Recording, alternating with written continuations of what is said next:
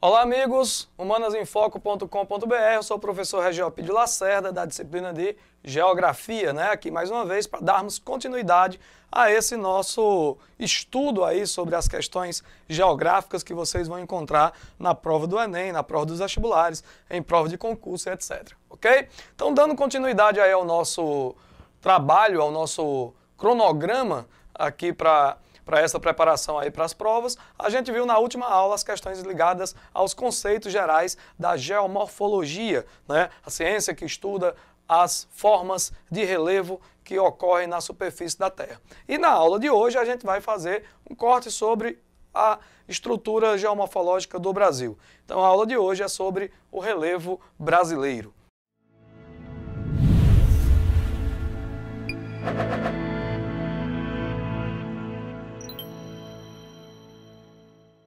Então vejamos, nós vimos que as formas de relevo vão ser aquelas produzidas ao longo do tempo geológico pela ação de dois elementos, dos fatores internos ou endógenos, tectonismo e vulcanismo, e dos fatores exógenos ou dos fatores externos, a ação do próprio tempo, a ação relacionada ao clima, a ação da água, da chuva, da água dos rios, das geleiras, da neve, etc. Então, esses dois elementos, agindo ou interagindo, vão resultar nas formas de relevo que a gente conhece.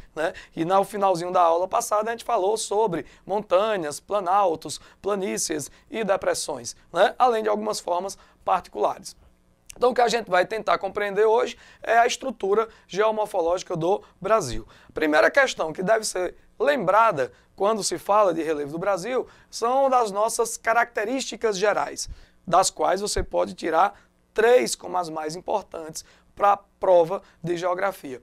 Primeira delas, nós temos um relevo onde não há presença de montanhas recentes. Então lembra lá do Padre Quevedo, montanha recente aqui no Brasil não existe. Não existe montanha recente. Por quê? Porque não tem tectonismo recente no nosso território. Então nós não temos nenhuma feição geomorfológica que seja superior a 3.500 metros de altitude. Nós não temos aqui os dobramentos modernos, nós não temos as estruturas formadas no período do terciário da era Cenozoica. A segunda característica geral do relevo brasileiro vai ser a predominância de planaltos.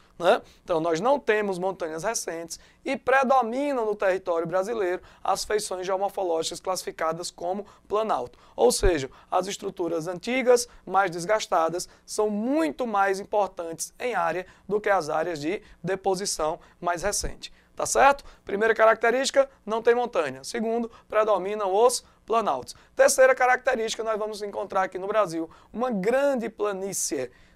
Essa planície é a chamada planície litorânea. Começa lá na região do Amapá, vai até o sul do Rio Grande do Sul, contornando todo o litoral brasileiro. Então essas são as três principais características gerais do relevo aqui no Brasil. Ok? Bom, o que é que eu tenho que lembrar ainda? O que mais cai na prova de relevo de geografia sobre relevo do Brasil vai ser a nossa dinâmica na classificação. Então a gente vai fazer um breve histórico sobre as três classificações de relevo do Brasil, começando da mais antiga até a mais recente, considerada atual. Tranquilo? Então vejamos. Primeira pessoa, o primeiro camarada, o primeiro estudioso a fazer um levantamento geomorfológico do Brasil, colocar isso de maneira didática, de maneira científica e fazer um mapeamento do relevo, vai ser um camarada chamado Haroldo de Azevedo. Para não confundir que já teve aluno que colocou numa das minhas provas que foi Aloysio de Azevedo. Não, Aloysio de Azevedo fez o Cortiço. Semana passada um aluno falou em Geraldo de Azevedo. Não, ali é cantor. Primeira pessoa a fazer esse mapeamento de relevo aqui no Brasil, o primeiro estudioso, vai ser Haroldo de Azevedo. Quando é que isso vai acontecer? A partir dos anos 40 do século XX.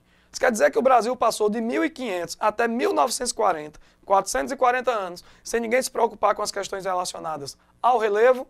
Exatamente.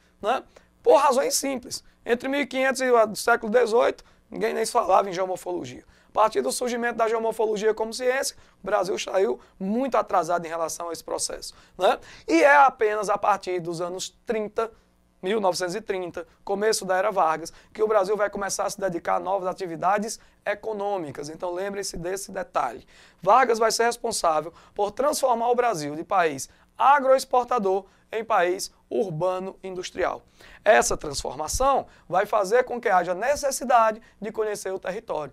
Que vocês lembram das aulas de história que a indústria de base ou a industrialização do Brasil foi pautada na indústria de base, naquela indústria que produz matéria-prima para outra indústria. Quais são os dois principais elementos, fatores de localização da indústria de base? Matéria-prima e energia. Matéria-prima e energia é tirada da onde? Da própria natureza. Então, para ter indústria de base, é necessário conhecer a estrutura geológica, a estrutura natural do território. É a partir dos anos 40 que o Haroldo de Azevedo vai fazer um trabalho extremamente difícil de transformar o espaço brasileiro num espaço mapeado geomorfologicamente. Sem base cartográfica, sem sensoriamento remoto, sem imagem de satélite, sem computadores, sem softwares modernos, sem geoprocessamento. Então ele vai ter muitas dificuldades para fazer uma classificação de relevo. Consegue? Consegue. Faz a primeira classificação de relevo que vocês estão vendo aqui na nossa videoaula. Essa classificação de relevo de Haroldo de Azevedo é a mais simples. Pô, professor, por que é a mais simples? Porque foi a que foi feita primeiro, sem os elementos ligados à tecnologia, né? Então você vai encontrar aí uma grande planície na Amazônia, vai encontrar a região dos Planaltos no norte, no Planalto Central do Brasil, Planalto Meridional, planície do Pantanal, planície lá do litoral.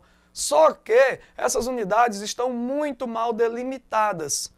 Você não vai conseguir identificar com precisão o limite entre os planaltos, as planícies e as depressões. Tranquilo? Então, primeira classificação de relevo, essa que você está vendo aí, Haroldo de Azevedo vai ser o responsável pela sua confecção. Você percebe nesse mapa que é uma classificação extremamente simples. E o principal ponto, e aí a dica para a prova, é você observar a região norte do Brasil. Observe para identificar as classificações de relevo a planície do Amazonas e veja como nessa imagem ela aparece com um tamanho muito elevado, um tamanho muito desproporcional ao que ela realmente é hoje, tá certo? Segundo camarada a classificar o relevo do Brasil vai ser um camarada chamado Aziz Absaber, né? Discípulo de Haroldo de Azevedo, vai pegar uma base cartográfica já de aerofotogrametria dos anos 70 e vai conseguir fazer um trabalho mais detalhado. Você deve lembrar de Haroldo de Azevedo por ter sido este camarada o responsável principal pela classificação dos domínios morfoclimáticos do Brasil. É o mesmo, professor? Exatamente. Pesquisador, cientista, né? Presidente emérito de honra aí da Sociedade Brasileira para o Progresso da Ciência, né? E o baluarte da chamada geografia física no Brasil e no mundo. O Aziz Absaber vai fazer a classificação de relevo, a segunda classificação de relevo, a partir dos anos 70. E ele vai conseguir identificar ainda alguns outros pontos que não foram possíveis de serem identificados na classificação de Haroldo de Azevedo. Vai haver algumas alterações? Vai, né? Mas no geral continua a mesma questão. Uma classificação ainda simples, uma classificação sem tantos detalhes. Até chegarmos aos anos 90 do século XX, né? E aí você vai lembrar de um camarada chamado de Jurandir Ross. Esse camarada ainda vivo, né? Os outros dois, infelizmente, já nos deixaram. O Aziz Absaber até agora, recentemente, né? E são contemporâneos dos geógrafos atuais, né? Mas a classificação atual é a classificação do Jurandir Ross. O que é que ele vai fazer? Ele vai pegar a base do projeto de cartografia no Brasil chamado de RADAM, que começou como Radar da Amazônia, daí o nome RADAM. Mas depois se estendeu para o Brasil todo. E todo o território brasileiro, mais de 8,5 milhões de quilômetros quadrados de área, passou a ser mapeado na escala de 1 para 250 mil. A gente vai ver que escala de 1 para 250 mil é considerada uma escala grande. Por que é grande? Porque os detalhes são enormes. É grande porque tem muita riqueza de detalhe. Tem muita riqueza de detalhe porque o espaço foi reduzido poucas vezes. Você pega o espaço real do Brasil e reduz 250 mil vezes apenas. O que é que você vai ter? Um mapa com uma grande quantidade, com uma grande riqueza de detalhes. Jurandir Rosa vai pegar esse mapeamento do Radam Brasil, todo o território nessa escala, ou seja, detalhes incríveis, e vai ter à sua disposição um aparato tecnológico que nenhum outro pesquisador, nenhum outro cientista, nenhum outro geógrafo que mapeou o Brasil, ou seja, nem Haroldo de Azevedo, nem o Aziz Absaber tiveram à sua disposição. Esse aparato tecnológico, principalmente relacionado a quê? Aos softwares de informática, né, especializados, próprios para geoprocessamento, além dessas imagens, que são imagens muito mais nítidas, muito mais detalhadas. Qual é o resultado da combinação entre o cientificismo moderno, entre as visões do Jurandir Ross conceituais sobre relevo e o mapeamento e os softwares de geoprocessamento? Vai ser uma classificação de relevo com muitos detalhes, uma classificação minuciosa. Para você ter uma ideia, nós vamos ter no território brasileiro, segundo Jurandir Ross, 28 unidades de relevo. Bem diferente das 9, 11 das classificações anteriores. Aí tem um detalhe interessante, né? Você pode dizer assim, então quer dizer que entre 1940 e 1995, 55 anos, houve uma alteração substancial no relevo do Brasil? Não. O relevo muda no tempo geológico e não no tempo histórico, né? Então nós tivemos ao longo desses 50 anos, desses 50 e tantos anos, uma pequena alteração, mínima alteração, irrelevante alteração no relevo brasileiro.